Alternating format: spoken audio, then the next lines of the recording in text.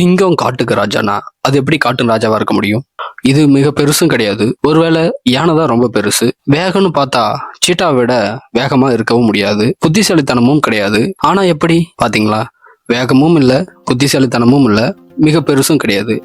ஆனா சிங்கம் எப்படி காட்டுக்கு ராஜாவா இருக்க முடியும்? அது காட்டின் ராஜாவா?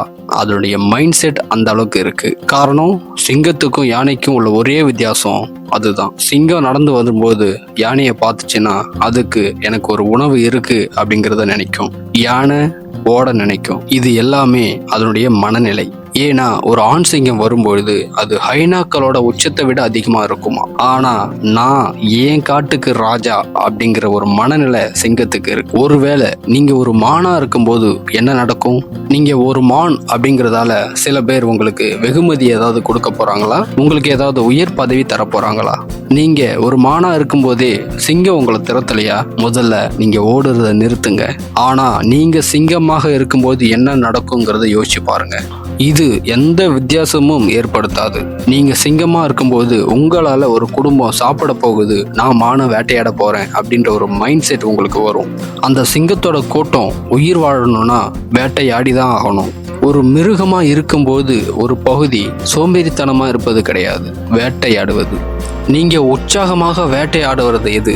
ஒரு மான் போகுது, அந்த மானை வேட்டையாடணும், அதுதான் உங்களுக்கு விரும்புறீங்க. உண்மையான சிங்கம் வேட்டையாட விரும்பும். அதே போல உங்கள் லைஃப்ல ஒவ்வொரு பரீட்சையும் உங்களை வேட்டையாடுவதற்காக இருக்குங்கிறத புரிஞ்சு கொள்ளுங்க. ஒரு உண்மையான வேட்டைக்காரனோட இலக்கு பரிசு கிடையாது, வேட்டையாடுவது. ஒரு நல்ல வேட்டைக்காரனும் வேட்டையாடுவதற்காக மட்டும்தான் உயிர் வாழ்வான். ஒரு மானை பிடிக்கணும் அப்படிங்கிறதுக்காக அவங்க வாழல, அதை வேட்டையாடினா மட்டும்தான் என் குடும்பத்தோட பசி தீரும் அப்படிங்கிறதுக்காக அவங்க வாழறாங்க.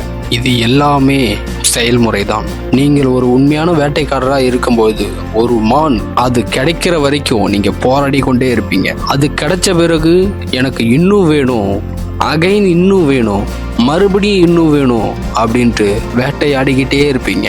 உங்க வாழ்க்கையில நீங்க ஒரு மானா இருக்கும்போது என்ன கஷ்டத்தை யோசிப்பீங்க? இதுவே நீங்க ஒரு சிங்கமானா என்னென்ன வழிகளை யோசிப்பீங்க? இதுவே உங்க லைஃப்ல நீங்க ஒரு மானா இருக்கும்போது எவ்வளவு விஷயத்துக்கு பயப்பட வேண்டியதா இருக்கும். இதுவே நீங்க சிங்கமானா சில பேரை வேட்டையாடுவதற்கே நீங்க உருவாக்கப்பட்டிருப்பீங்க. அதனால உங்க லைஃப உங்கள் கண்ட்ரோல்ல, உங்களுடைய மனநிலையில சரியான முறையில கொண்டு போனீங்கன்னா உங்க லைஃப் கண்டிப்பா மாறுங்கிறது உறுதி. உங்க வாழ்க்கையில வேட்டையாடக்கூடிய சிங்கமா இருக்க கற்றுக்கொள்ளுங்க.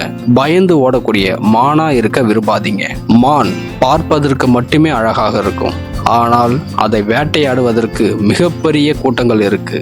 சிங்கம் ஒன்றும் கேவலமானதல்ல, பார்ப்பதற்கு அழகாக இருக்கும், ஆனால் அதை பார்த்த பிறகு பயம் உண்டாகும். ஒவ்வொரு நாளும் ஒவ்வொரு மனிதர்களும் உங்கள் நேரத்தை வீணடித்து கொண்டிருக்கிறார்கள், அது உங்களுக்கே தெரியவில்லை. சில நேரங்களில் உண்மைகள் கசக்கத்தான் செய்யும், பொய்கள் இனிக்கத்தான் செய்யும். உங்கள் மனநிலை எப்போ மாறுகிறதோ அப்பொழுதுதான் உங்கள் வாழ்க்கையும் மாறும் என்பதை நினைவில் வைத்துக் கொள்ளுங்கள். பல நபர்கள் உங்களிடம் நாடகம் ஆடிக்கொண்டிருக்கிறார்கள். காரணம், உங்கள் மனநிலையை அவர்கள் புரிந்து கொண்டதால். அந்த நபர்களிடம் விலகிச் செல்லுங்கள்.